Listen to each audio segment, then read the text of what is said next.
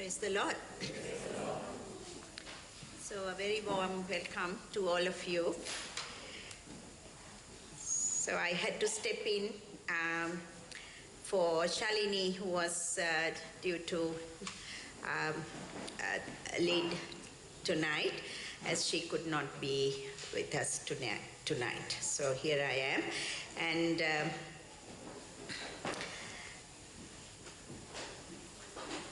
I feel all of us were prepared very well by the Lord during the time of praise to let go, right? So we chose to let go everything that we would have been holding in our hearts, in our minds, and as we were asked to be like little children, we are here before the Lord. So the theme that I chose for tonight was what you see here, namely trap trigger of the enemy or the bait of the enemy. Now, I invite you all to think about a situation, either a current or a recent situation, a struggle in your life with somebody close to you, not someone in the social media or the news, not a government official, but someone who meant a lot or who means a lot to you. And right at the outset, I just want to state that the resources that I'm going to share with you have been taken from the sharings and the book of John Bevere, a preacher who wrote the book called Bait of Satan, and also from what I have been learning through Encounter School, as myself and a couple of us are doing the year 3 of Encounter School. I cannot recommend it more. Like it is something that will completely transform us. So I have to just mention that what I am learning from the Encounter and from what I have learned from John Bevere. So now, as the theme can suggest, this can be somewhat confronting, challenging. If it is going to do anything that I have had to go through in my own heart while learning this, what the Holy Spirit has been doing in my heart, so it will be confronting to you all too. And so let us pray. Let's pray that the Holy Spirit will take over. In the name of the Father, Son, the Holy Spirit. Amen. Come, Holy Spirit.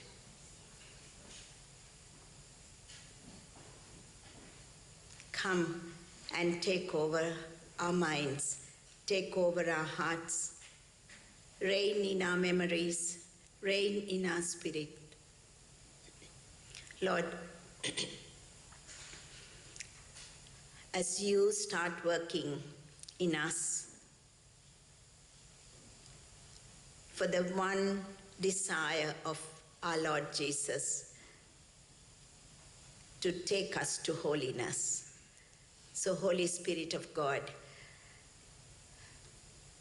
I completely submit to your will, to your authority right now, as well as I lift up all my brothers and sisters here, as you would be ministering personally to every single one of them.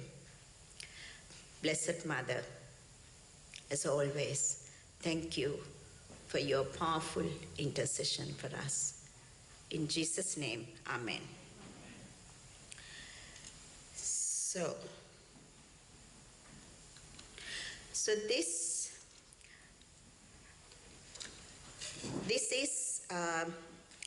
is something I felt that we all have to have a clear understanding and a clear realization in our lives, as this is what the enemy is very eagerly waiting to take hold of us. So like the theme says, trap trigger, this is the trigger that the enemy uses to imprison us, to take hold of us. Namely, it is offense. Right? So, offense is a trap that Satan readily uses, especially on God's children,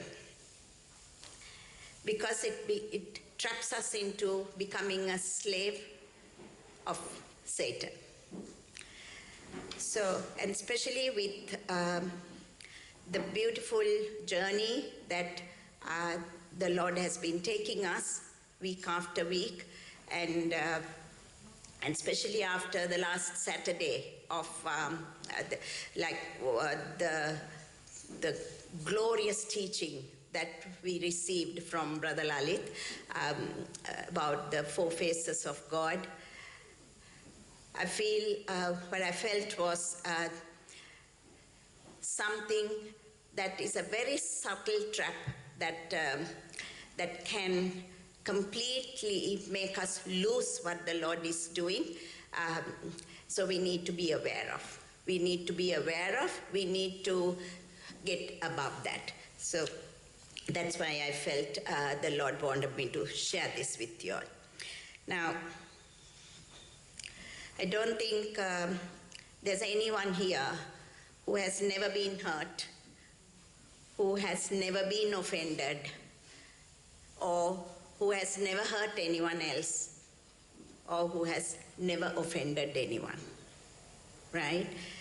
Because that's part and parcel of being a human being. Now, I've given this the definition of offense. As you can see, it's being treated or perception of being treated. That's how we feel, right? Either it's the reality or that's how we feel.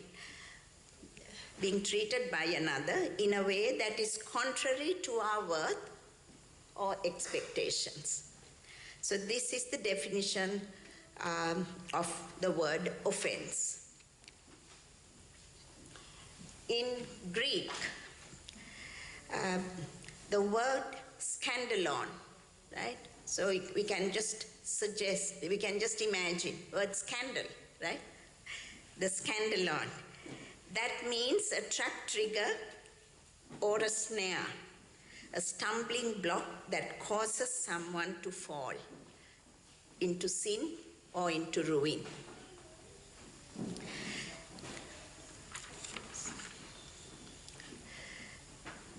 So,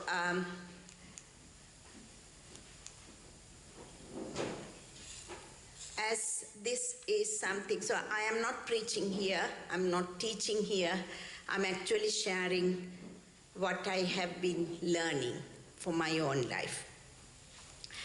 So, because my brain works tend to work in the problem-solving way of diagnosing a problem and treating a problem, we just defined it, and let's see the prevalence. How common is this? What do you think? Is it a rare thing? Is it a very occasional thing? Or is it very common? It's inevitable, so much so that Jesus spoke about that in this way. In Luke 17, verse 1, Jesus says to his disciples, things that cause people to stumble are bound to come. So these are bound to come. This is nothing unusual, right? If human beings are living, are associating with each other, these things are bound to come. The problem is often we are not aware of it, right? We are not aware of it. We are not aware of the fact that there's offense operating inside of us, so we don't know how to guard ourselves.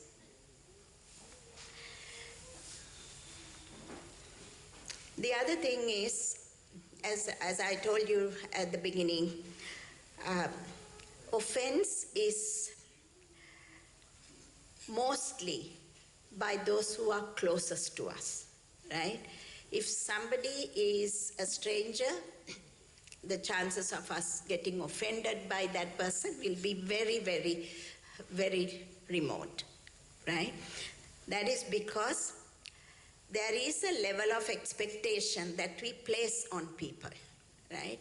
Now, think about, if I think about a stranger, a new patient that would come as a patient to my practice. I don't know that person is to see me. What would be the level of expectation? I have nothing, right? I don't know the person, so I would not expect anything. I don't know what I am going to experience, right? So if that person's behavior, is to this level, because I have no expectations, I'm actually very impressed, right? So their expectation, their behavior is much higher than what I had expected, right? Say this is a patient that have been with me for 15, 16 years, and I know them, they know me, right? And so my expectation of this person's behavior would be about this, right? And this person's behavior is still here, the same behavior. But where am I? What is happening in my heart? My expectation is higher. So the chances of me getting offended, there's a little chance that I can get offended, right? Now say this is a close friend, right? And so my expectations are here. Dilani is laughing. So my expectations are here, and the person is still behaving just the same way. But there's a chance that I can get offended, right? Now let's say this is my husband. Where is my expectation? Right? Right here, right? But he's still, but he's still behaving the same way. But I am pretty offended, right? The chances of me getting offended for the same behavior is very high, right? When it's a brother, sister, mother, father, right? I don't say a child because for some reason I feel parents' chance of getting offended by a child is very low, right? We have a very, very big, big margin, right? So brother, sister, mother-in-law, father-in-law, sister-in-law, brother-in-law, all these, the relationships, especially the spouse, it's very high, right? It is because of the level of expectations we place on each other. So much so that offense is one of the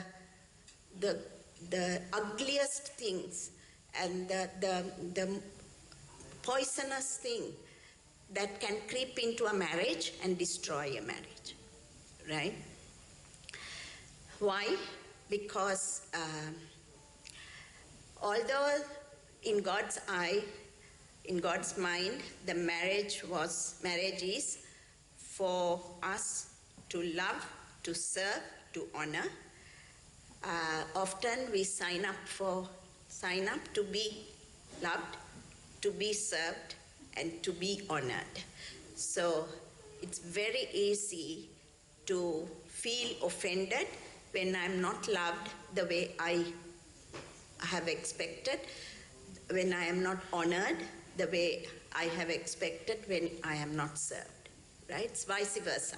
So we all know in today's world, so many marriages end up in the courts, divorce, simply because of this one poison that Satan is using very, very happily, and we fall for it. Now, Proverbs 18:19. I took the American Standard Version.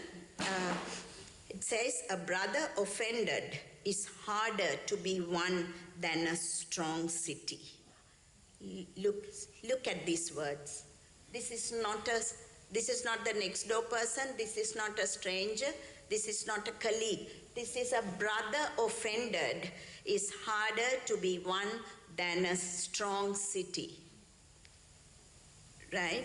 So we can see how offense creep into families and destroy families.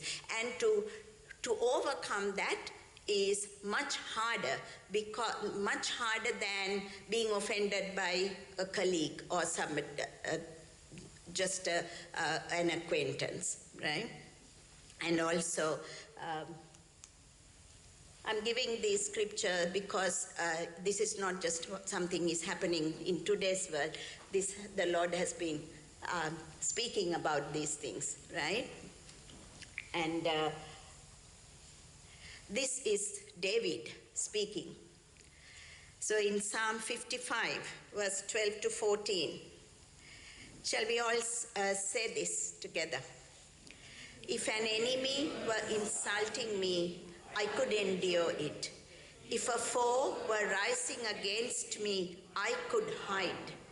But it is you, a man like myself, my companion, my close friend, with whom I once enjoyed sweet fellowship at the house of God, as we walked about among the worshippers. See, David is lamenting. You can see his heart, what a huge sadness he was experiencing. Now, offense can be, we are not going to details, the theory parts, can be either subjective or objective. That means it can be, subjective means it's how I feel. It may not be true, right? That's how I feel. I still feel offended then. Objective means it's right data, right judgment, right? So, however way it comes, it is something that we all need to be aware of and to overcome. So.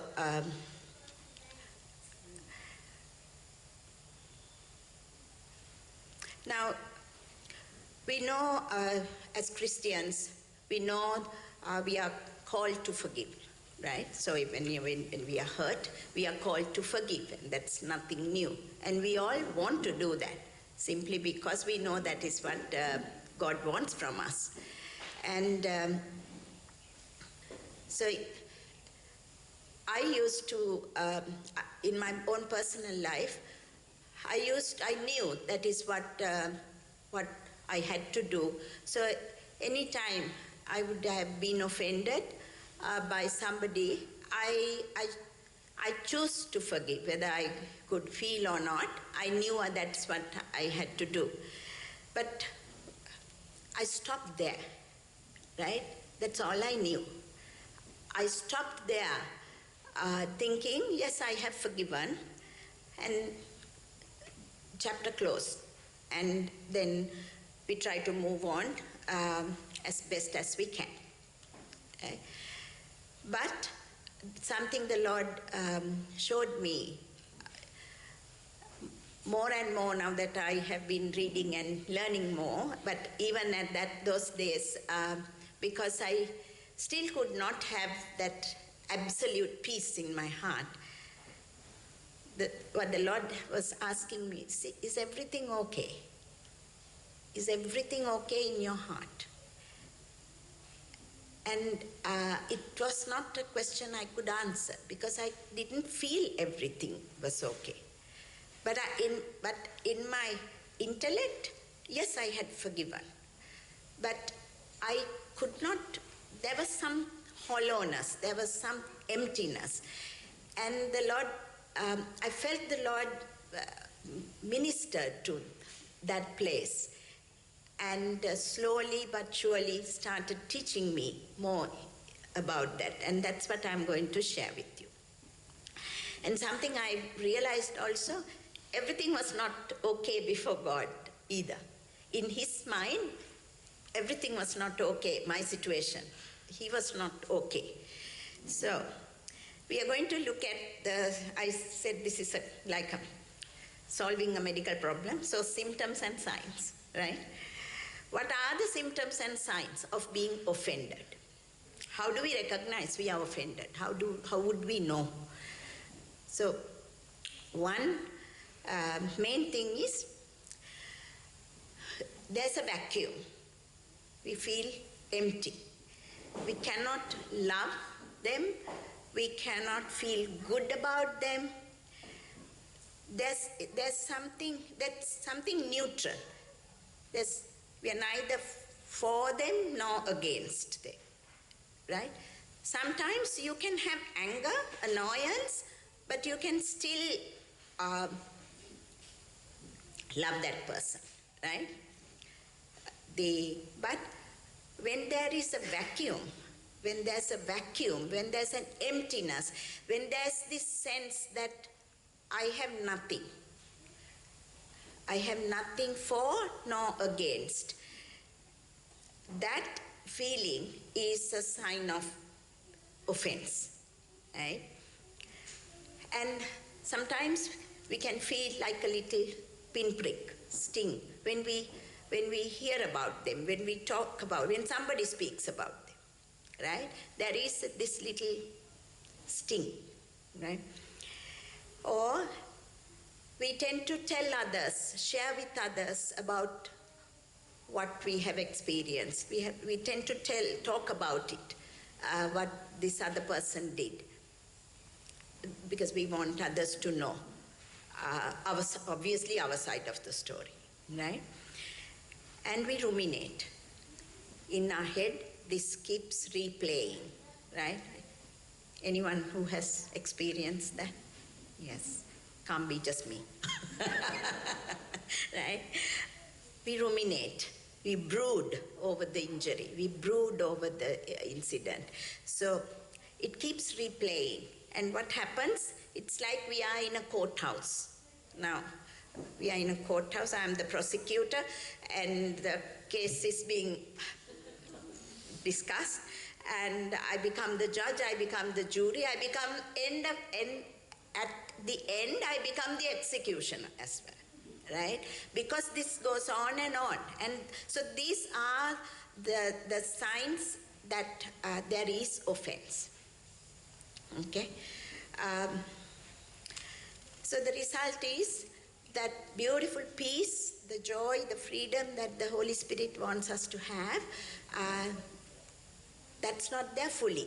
There's something lacking. Right? And that's not how the Lord wants us to live. So what's the result? What happens?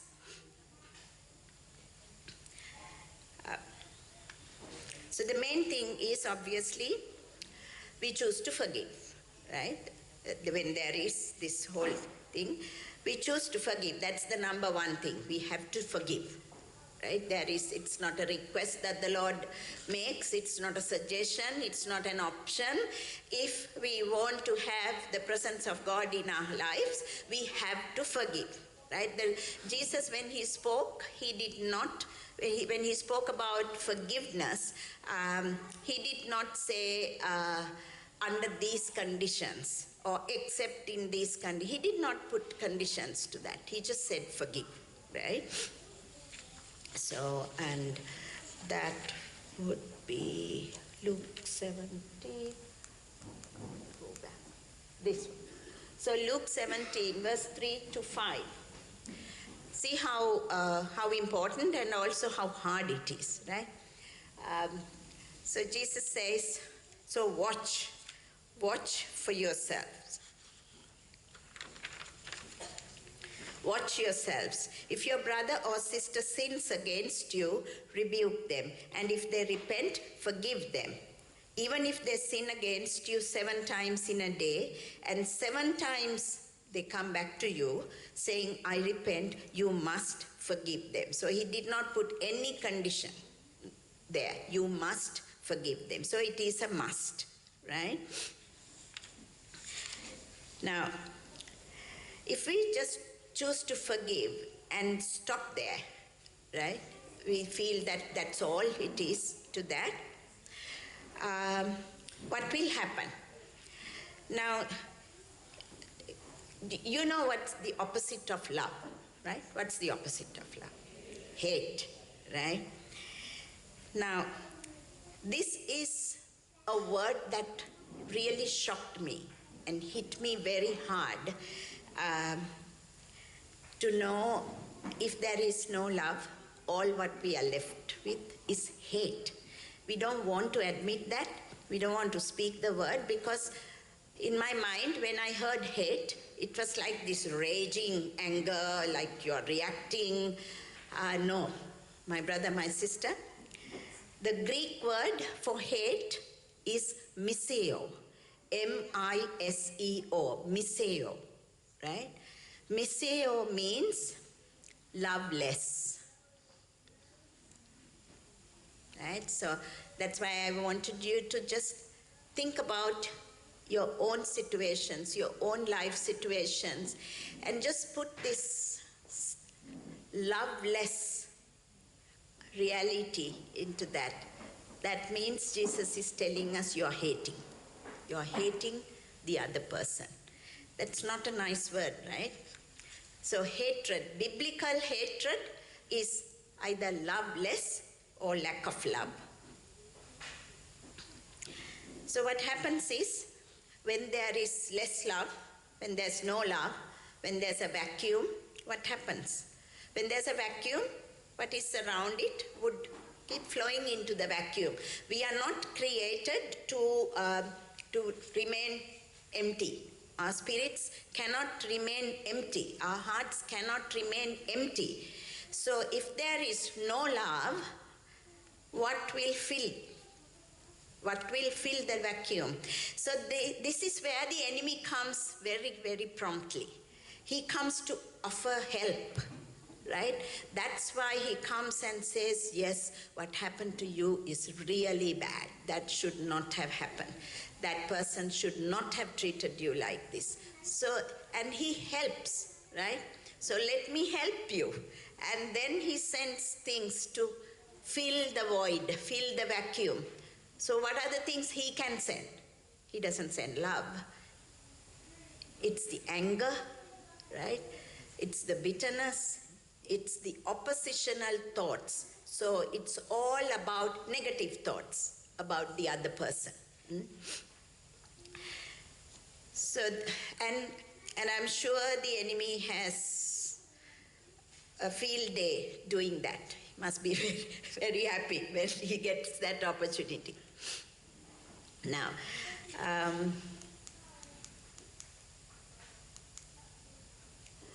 in 1 John 3:15,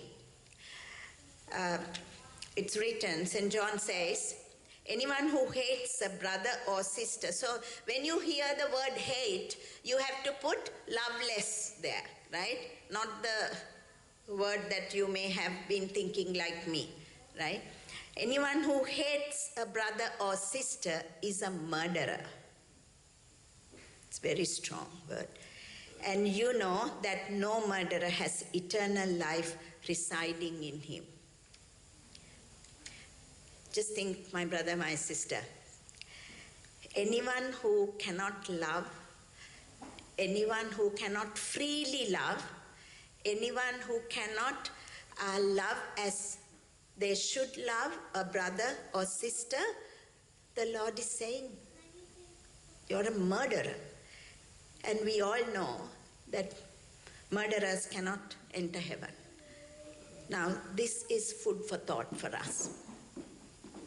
And I said another thing that when we were saying what things would be creeping into this vacuum, we spoke about bitterness, right? So, in Hebrews, the letter to the Hebrews,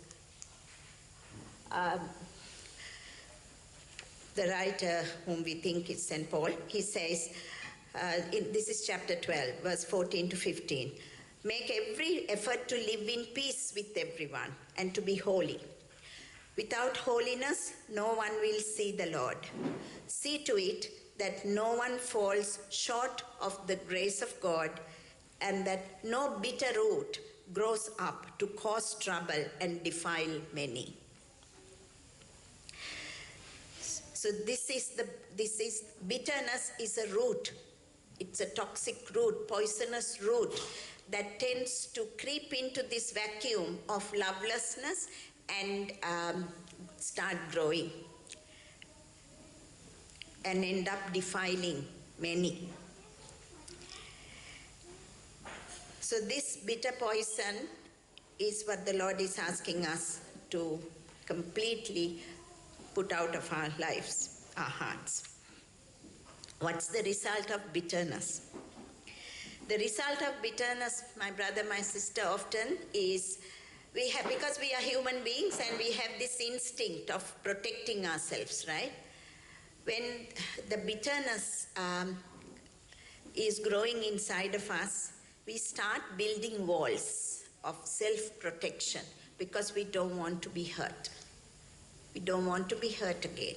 So we try to keep those who had offended us out of our lives, but we don't realize that we put somebody else also out.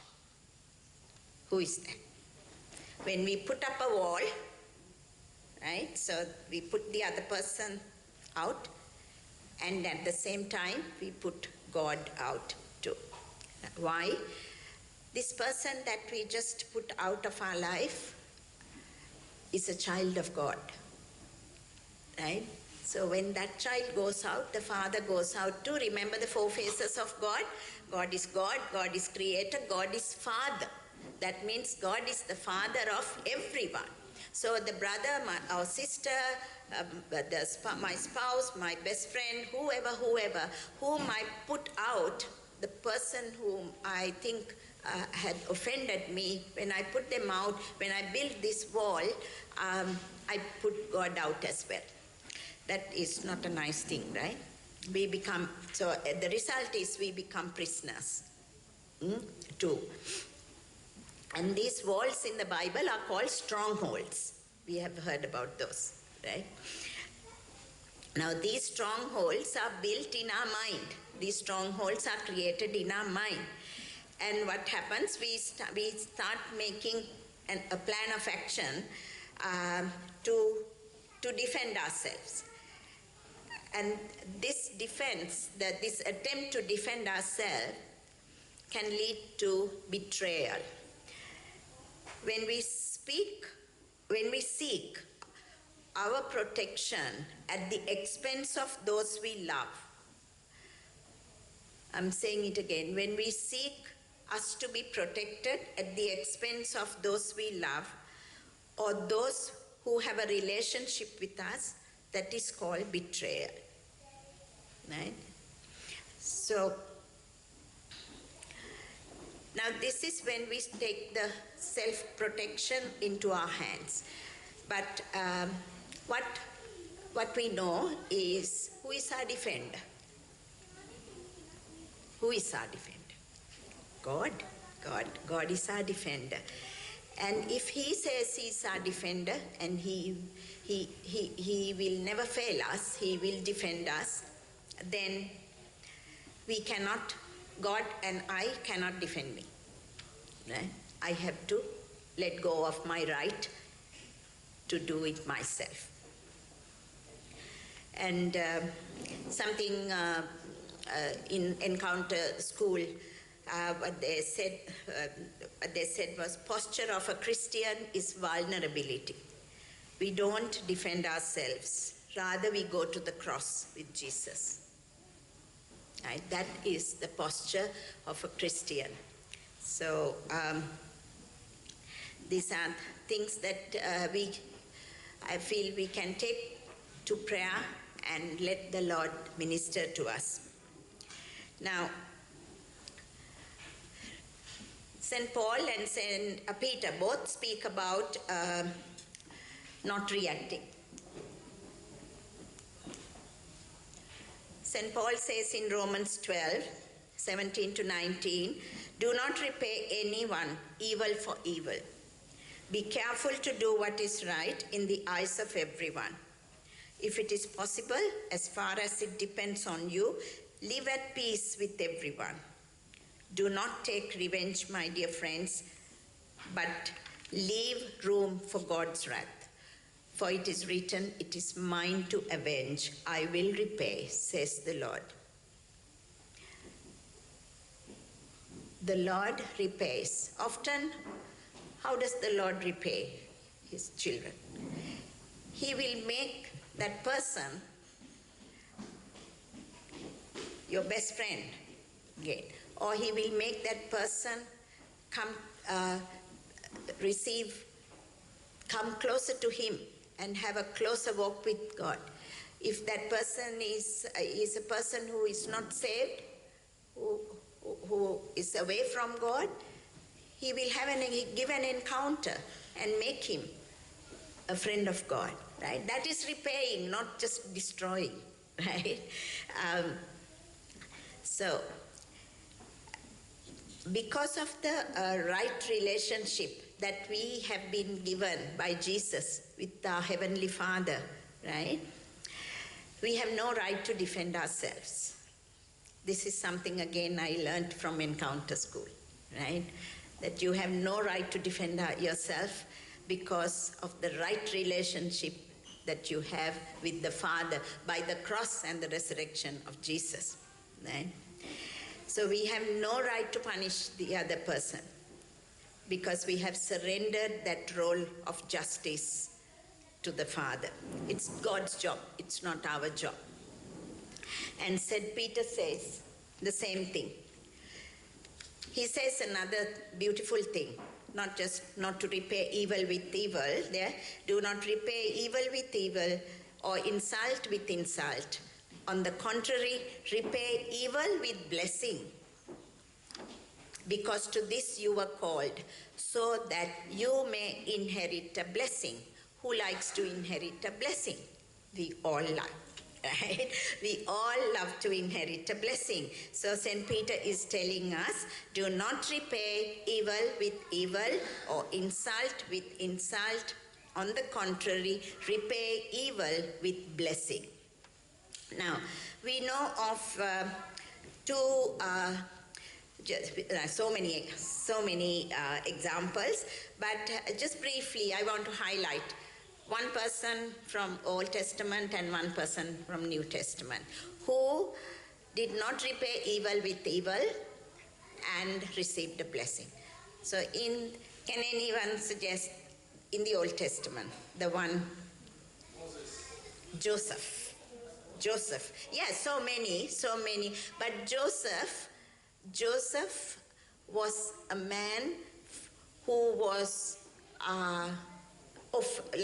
he had enough and more reasons to be offended, right? Offended that his brothers, right? They didn't treat him well at all. They wanted to kill him. Then they sold him as a slave. Then he did, like Brother Lalit said during the weekend program. Joseph trusted God always, did his best, right? But what he received was not good things. What he received was just the worst treatment. But he did not repay evil with evil. Right? He still did the best. He still trusted in God. And did he inherit a blessing? Yes. Right? And the next example from the New Testament is Jesus, our Lord. Right? And we all know, before Pilate, before the Sanhedrin, Jesus did not defend himself. Right? He could have repaid in style, but he did not. Right? He just kept quiet. Why? He trusted the Father to be his defender, and he knew that the Father would do a pretty good job at it, and he trusted the Father and he kept quiet. He did not defend himself. And did the Father look after him? Yes. Yeah, initially, it looked like the Father deserted him, but then after 3 days, he rose up with a glorified body, never to die again. So, when we are facing struggles, facing issues in life from other people, one of the biggest lies that we tend to hang on and react and take things into our hands is thinking that because of that person's actions, our life was ruined, our life was destroyed, that they messed up God's plan, they messed up God's will for our life. Now that is a lie of the enemy.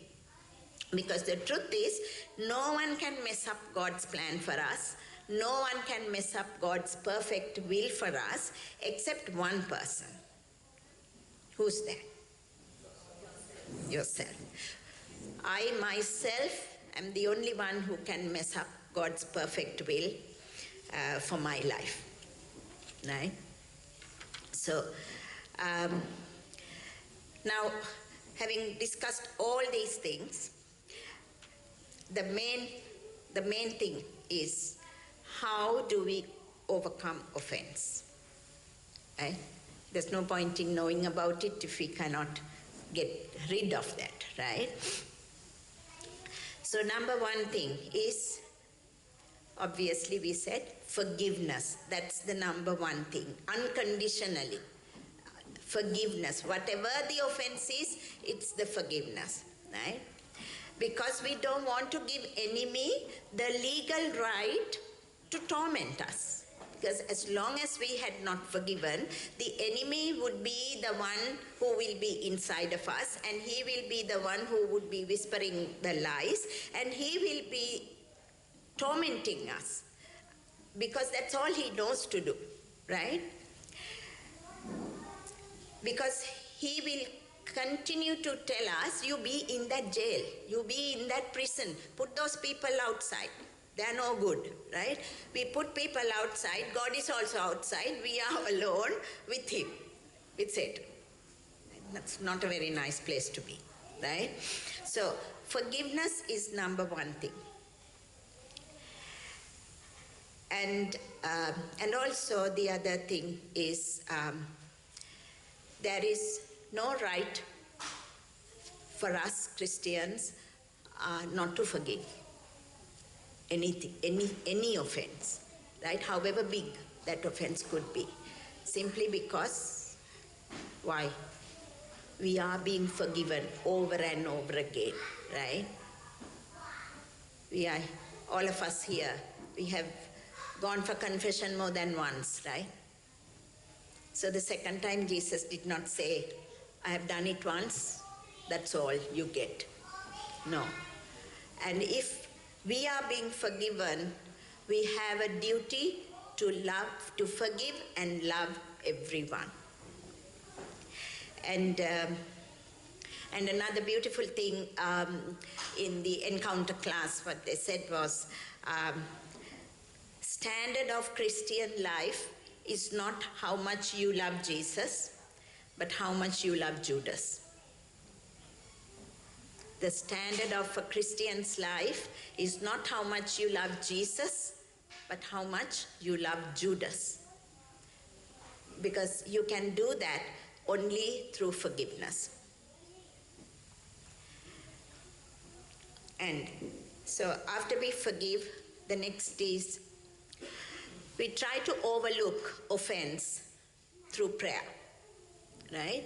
Overlook the offense by God's grace, by the grace that God keeps pouring into us, and through prayer, we try to overlook the offense. Well, how can we do that?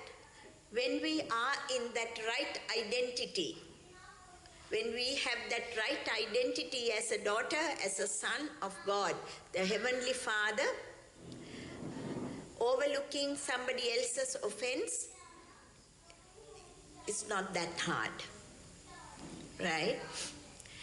And knowing that my identity is a child of God, and whatever my Father has is mine.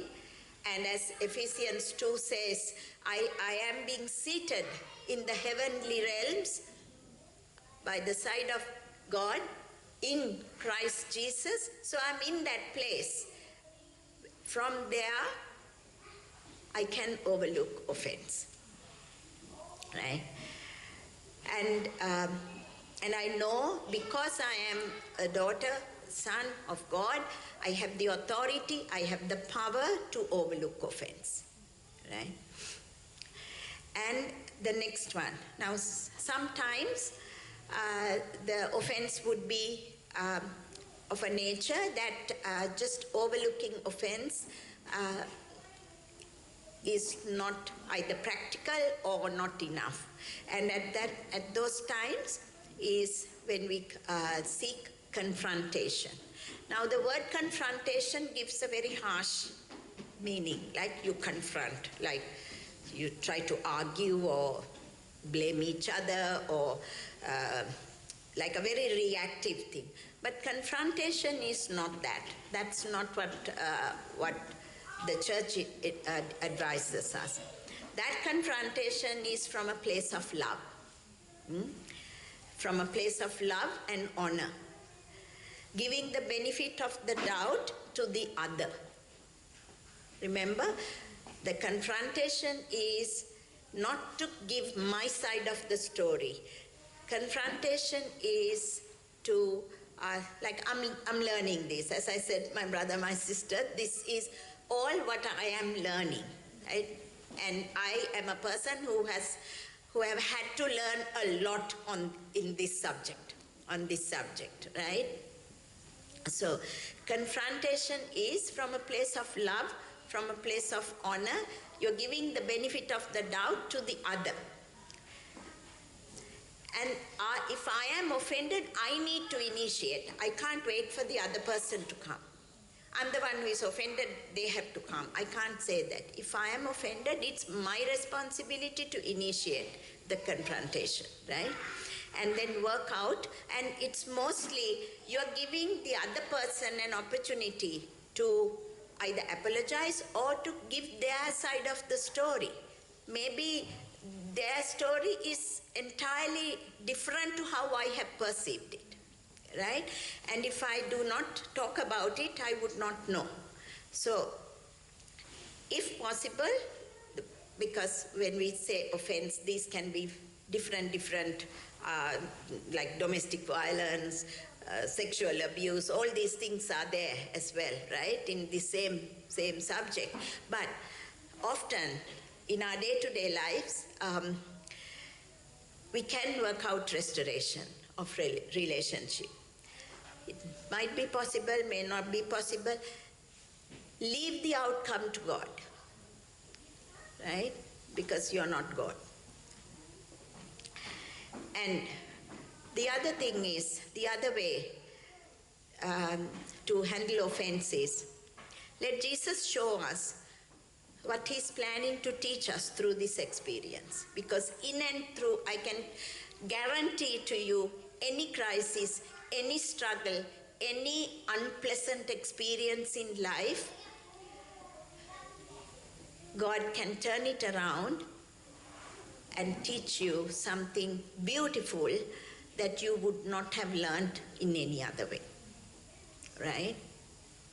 So we can ask Jesus to show us what he is planning to teach us through this experience.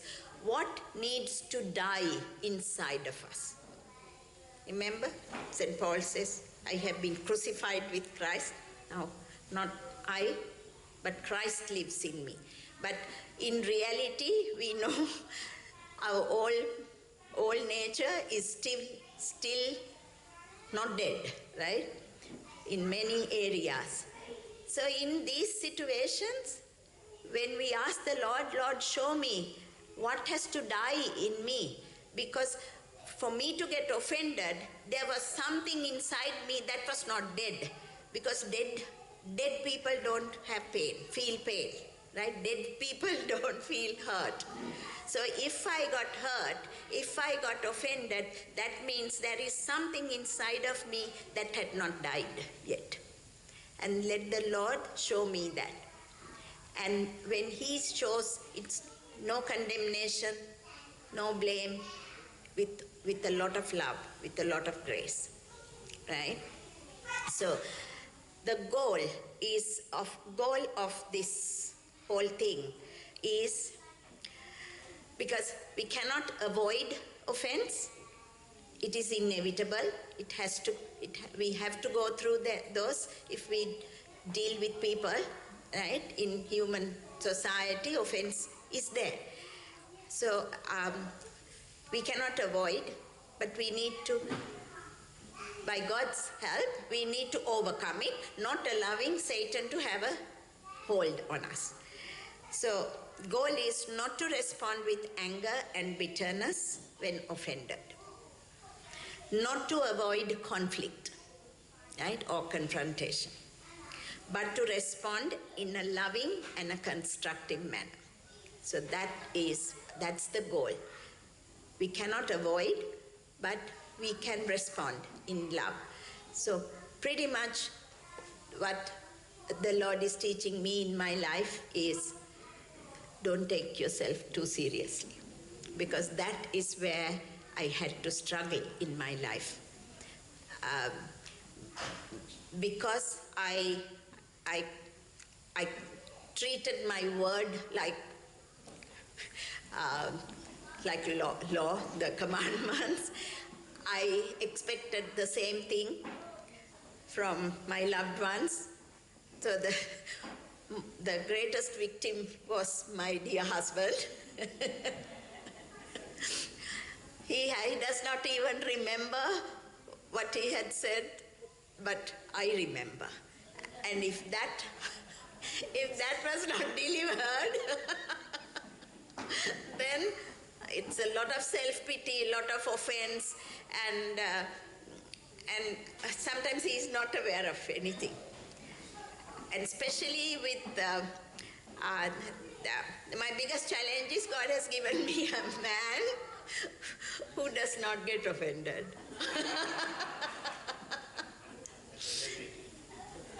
He does not. He very, very, very seldom. Like, yes, in his past, like before he met the Lord, he did, but I feel it is some special gift the Holy Spirit has given him. He always stands. That's the one thing in our household. Like, he rises up for the person whom we think had offended us. Always giving the benefit of the doubt to the other person. So I have to learn. I have no choice. I have to repent. I have to ask for forgiveness. I have to learn. Right? But as I said, I feel this is something the Lord wants us to really take into our heart, because he wants to bless us. He wants us to live a joyful life. He wants us to live with his joy, live with his peace and freedom. He doesn't want us to live a prisoner's life, right? So that's all. This was very timely because I normally save in my phone. I make notes if I learn something in my prayer time, or if I read a book and something speaks to my heart, I note it down. So even when Charles asked me at the last minute, can you share the message, because Lalitata is still here in Australia. So I, in obedience, I said yes, because I knew I have things. But when I asked the Lord, and then yesterday I had the encounter class. What's the topic? Overcoming offense. so I thought that's because I had listened to John Bevere, and it had really blessed me. So that's how it came to be. So shall we all pray for a moment, just giving this time to the Holy Spirit. Come, Holy Spirit.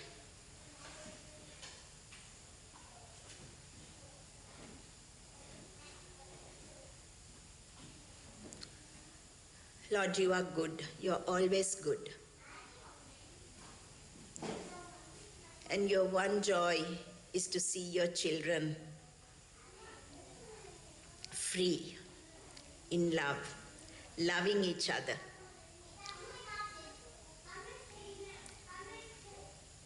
Honoring each other, blessing each other. So Lord, tonight, as we go to the time of worship, we ask you to minister to every one of us.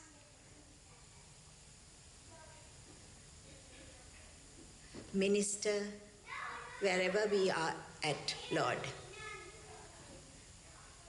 You know our hearts. You know where you want us to rise up to, because you alone know the plans you have for each one of us. Holy Spirit of God, we surrender our hearts and minds. We surrender our past history to you, because you will turn it around and make it your story about our life. How, in all things, God works for the good of those who love him, those who have been called according to his purpose. Thank you, Lord. Amen.